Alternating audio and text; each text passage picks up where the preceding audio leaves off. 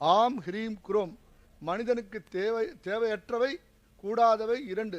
ஒன்று காமம், இன்னொன்று குரோதம். ஒரு பொருளின் மேல் ஆசை வைப்பது காமம். அது கிடைக்காத போது ஏற்படுகிறது குரோதம். ஆம் ஹ்ரீம் குரோம். இந்த மாதிரி ஒரு கம்போசிங் வந்து ரிஷிகளால் தேவர்களால் செய்யப்பட்டது. நாம் எல்லாம் பெரிய பாக்கியம் செய்திருக்கிறோம். ஆம் ஹ்ரீம் குரோம். ஆம் என்பது பாசசக்தி.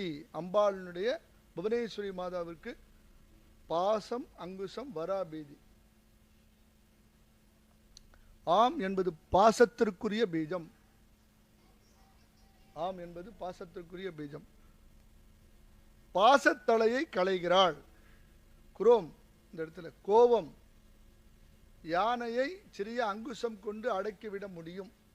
அதே போல ஒரு மனிதனை, கோபமான மனிதனை அன்பு என்று அங்குசத்தை கொண்டு அடக்கிவிட முடியும்.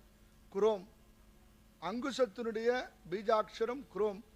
அங்குச சக்தியாக அவள் விளங்குகிறாள். பாசம், அங்குசம். இடையிலே ஹ்ரீம் அம்பாளுடைய ஹிருலேகா பீஜாட்சரம்.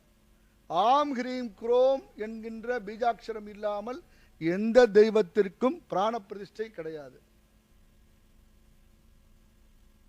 ஈஸ்வரனாக இருந்தாலும், மகாவிஷ்ணுவாக இருந்தாலும், முருகப்பெருமானாக இருந்தாலும், மகா கணபதியாக இருந்தாலும் இந்த ஆம் ஹ்ரீம் குரோம் எம் ரம் லம் சொல்லிதான் பிராணாயிக பிராணா என்கின்ற மந்திரத்தை சொல்ல முடியுமே ஒழிய வேறு ஒன்றும் புதிதாக மந்திரத்தை சொல்லவும் முடியாது, சேர்ப்பிக்கவும் முடியாது.